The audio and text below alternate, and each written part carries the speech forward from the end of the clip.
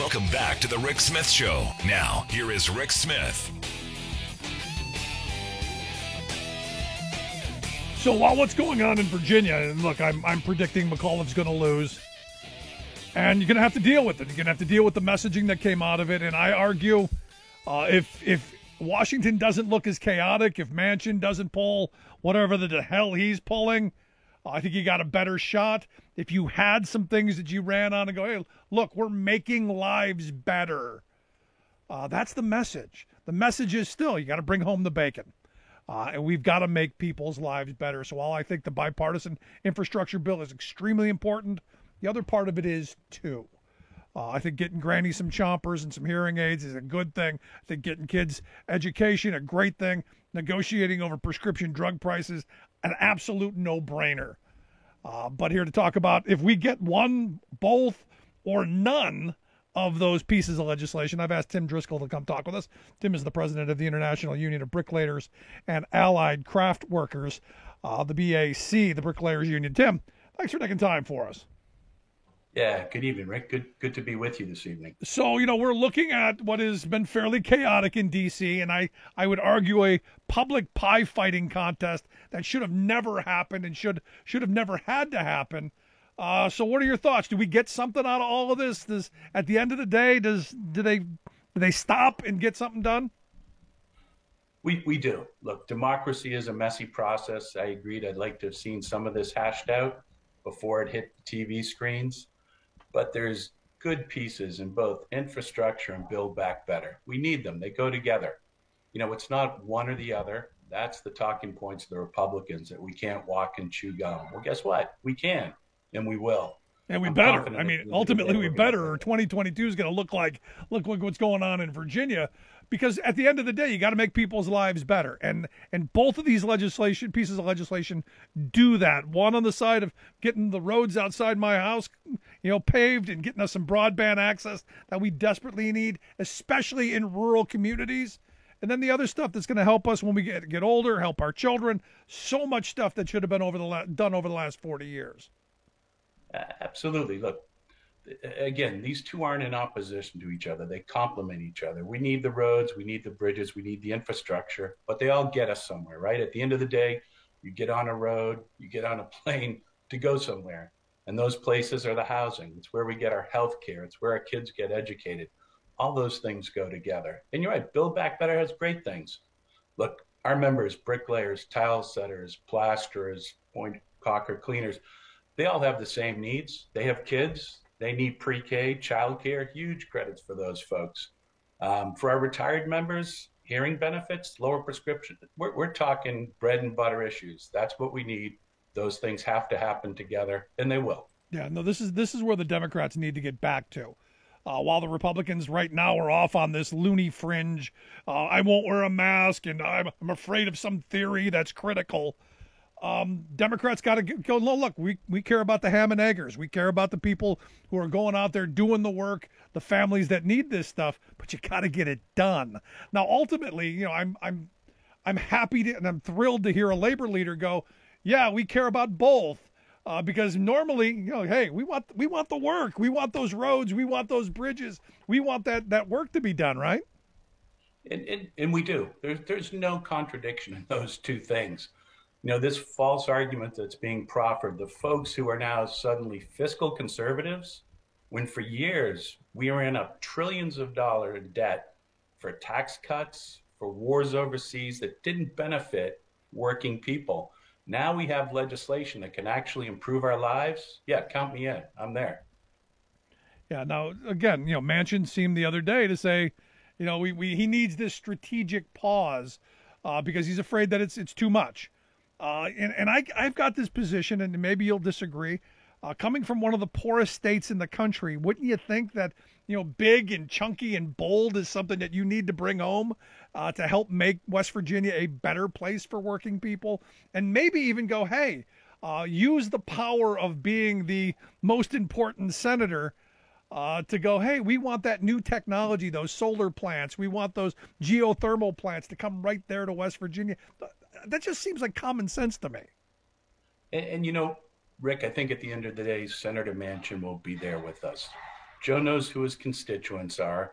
It's not playing out ideally the way we would have scripted it, but he knows he's got to deliver for West Virginians. And the best chance he's got of doing that is both Build Back Better and infrastructure. So we're going to get there. It's going to take a little longer than we'd like, but I'm confident that that's in the cards. Are you concerned, as I am, that, I know we're talking about it, it's going to take a little bit longer and hopefully we get there and all this stuff. Are you concerned, like I am, that it's going to take so long that it doesn't matter in the next election cycle and that you end up in a scenario that where maybe down the road we have a Republican, Senate and a Republican House that basically waters all that stuff down in the years after? Look, that's a fair concern. And we know we face headwinds heading into a midterm, right? Historically, with two exceptions in the last 100 years, that is an absolute hurdle for the incumbent party that holds the White House to get over. But what looks important a year from now versus what's happening right now, I agree with you. If we're writing the script and we think Virginia is it, I'm not sure that will be it unless we allow ourselves to fall asleep here on this. But I think if we hit the issues that we talked about earlier, if we're talking about delivering childcare for working families, we're talking about improving PK, we're talking about improving Medicare for seniors for some of the services they don't get right now. I think those are all winning pieces. And we put people to work. We've got a good economy, but could be a lot better. We're going to be in a much better position come this time next year. Especially because the reality of the building trades are no longer just a male-dominated field. There are a lot of women coming into the building trades, and we need policies that are more family-friendly than we've seen in the past. And I think the Build Back Better plan does some of that. And the fact that they pulled out the just the minor paid family leave time in there is quite concerning to me. No, agreed. You're right. Look, every industry in this country, and construction is no exception, needs to be welcoming and friendly to the next generation, both men and women.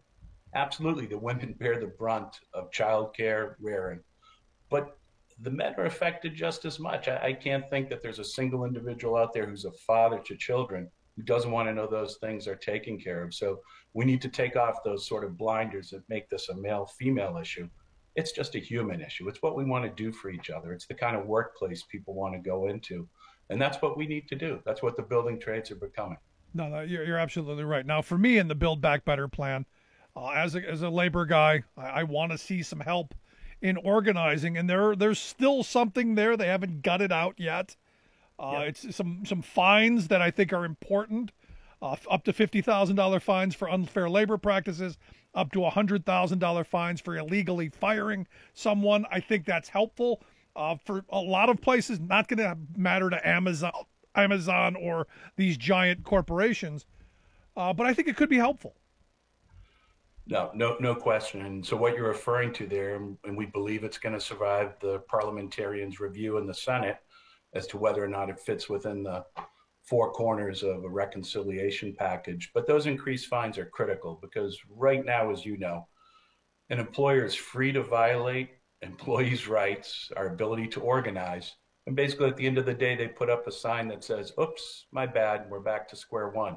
Put some real money out there, put some teeth in this, and we'll get somewhere because we know people want to be organized. The problem for us isn't bringing people into the union. The problem is for us competing with contractors who adhere to no standards. Just give us the opportunity to create a level playing field and we'll do the rest. Yeah, it's what we desperately need in this country, and not just in the building trades, but across every industry. Absolutely. No question. And look, there's so many pieces that are out there. Look, when we get pre-K and childcare, what's going to be covered in there is construction activity related to expanding those facilities, work for the building trades. When we get into some of the clean energy aspects with tax credits, labor standards attached to it. So these things have positives both on the work site and back in our communities. And that's what we do. We don't represent our workers just for 8 hours a day. We're with them round the clock from when they sign their apprenticeship papers to when they resign and retire into pension status. That's what we want to do. We want to make sure people are taken care of all the way through. Yeah, it's important. Not too long ago, we had Jimmy Williams from the Painters Union on talking about why windmills are important to the Painters Union. He goes, there's a lot of paint on those windmills, And you go, Truly. yeah, that's a lot of work. And it's the kind of work that we need. We need to be growing that kind of work, getting people back to doing stuff and earning a good union wage on top of it. Yeah, look, and for us, specifically, so some of the things we're interested in are carbon capture and sequestration. That work will actually involve our materials, our building process. So everything that's green is not, as some of our friends on the far right want to paint it as job killers. They're actually job creators. We need to be creative. It's going to look different than what came before, but that's been the case. If I found a bricklayer from 50 years ago and showed him what a job site looked like today, he wouldn't recognize it. We need to get going, and we need to be there ahead of the curve. Now that's the kind of attitude that we need in the labor movement. This idea that we need to be moving forward, and not stuck in the buggy whips, which is one of those brushes that labor gets painted with. Yeah, and unfairly so, of course, because look, labor, if nothing else, you go back in some of the nomenclature, right? We have business representative, business agents. What all that implies is that we understand the businesses we're in, whether it's construction, whether it's manufacturing. We're well attuned to what it takes for an employer to make money, how we make the money, and what our role in that is. And we're constantly evaluating that. We have to. It's our responsibility. So what do people have to do to get this moving forward? Look, at the end of the day, we're in this spot where there seems to be a log jam. What do you want people to do? What are you telling your members to do in this moment? Yeah. So look, I think the most critical thing that we can do is continue to communicate, as you said early on, which is these are worker issues. Put that lens on, whether you're talking to your senator, your representative. If you view these things through that lens, at the end of the day, we have to get these two pieces together. And we think we're going to get there. Taking a little longer than we'd like, but I'm confident that that's the outcome we're headed for. Are you happy with Joe Biden's leadership on this so far? You know, Joe understands, if no one else, the Hill better probably than anyone else who's ever occupied that office. I'm still thrilled every day when we have a president who doesn't stumble over the word saying labor, doesn't stumble over the word union. His heart, the people he's appointed, everyone from the Secretary of Labor through the Commerce Secretary, people that we can have conversations with. To say that that's a sea change is an understatement. Right now, we've got opportunities, and frankly, it's on us as well to make sure we seize those opportunities. So yeah, I am. I'm pleased with the administration. Can always do more, but it's been a good start. Yeah, no, I'm thrilled. In fact, just last week I was marching on a picket line with the Secretary of Labor here in Lancaster, Pennsylvania, at the Kellogg strike, and commenting on, look, it's great to have someone from the administration actually on a picket line. Yeah, no, absolutely. Look, he gets it, and if one was to go back and actually read the National Labor Relations Act, they'd understand that the U.S. government actually promotes the formation of unions, not standing there as a neutral that says, oh, Amazon today, maybe labor tomorrow. It's like, no, workers have the right to collectively get together and determine wages, working conditions, how they're going to perform their jobs going forward. That's a sea change. No, and he's doing his job. I mean, this was the thing that I found most interesting.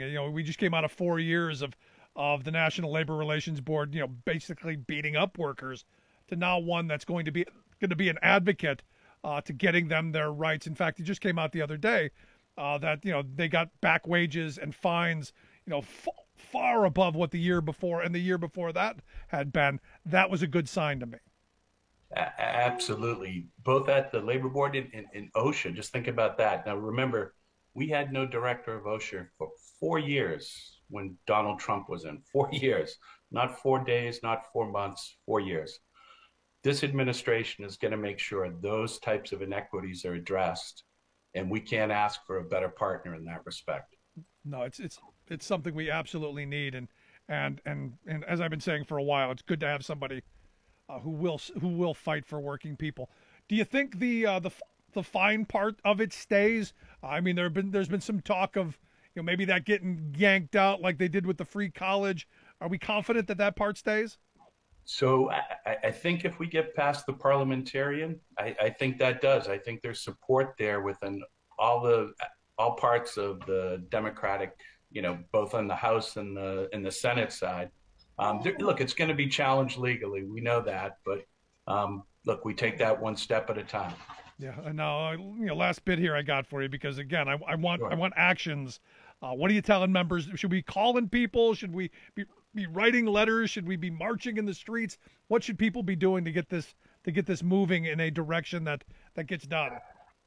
Yeah, no, what we're asking our members to do is to communicate, and it's in a focused way with those members, that we've got to have both infrastructure and build back better.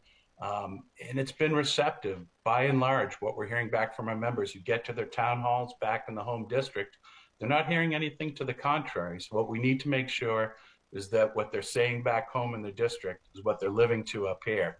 And that's going to be job one for us for the next couple of weeks. Yeah. Do you see any chance of just the hard infrastructure bill passing, as Joe Manchin seems to think is possible? I don't. And I think Joe is going to be where, again, look, the number is not going to be what we want. When the decision was made to separate these pieces, and look, hindsight is easy in retrospect, we knew there was going to be this battle going on, but we've got to have both pieces. I think everyone in the Democratic caucus understands that. Joe wants that, and I think we're going to deliver it for him at the end of the day. Yeah, I hope Joe wants that. I really do, because we need it. Is there any scenario which you think, and this was my fear from the beginning, that we get nothing? No, that's because I think that's just mutually assured destruction between whatever warring factions we want to see within the Democratic Party. I think at the end of the day, common sense prevails. Takes a little longer than we'd like, but it has to. Yeah. Are you concerned that nobody's asked the Republicans why none of them are supporting this? Why we're focusing on Manchin and Sinema and not one Republican? You're absolutely right, Rick. Look, it bothers me when I hear infrastructure bill referred to as the bipartisan infrastructure bill, because it passed with 19 Republicans. And so that equates to 38%. And if my daughter had ever come home with 38% on a test, I would have said you failed. And I'm sorry, they get no credit on that. There you go. Front. I agree. Tim, I appreciate you taking some time for us. Thanks so much. Absolutely, Rick. Good to be with you. Good night. Remembering that united we bargain, divided we beg. Rick Smith.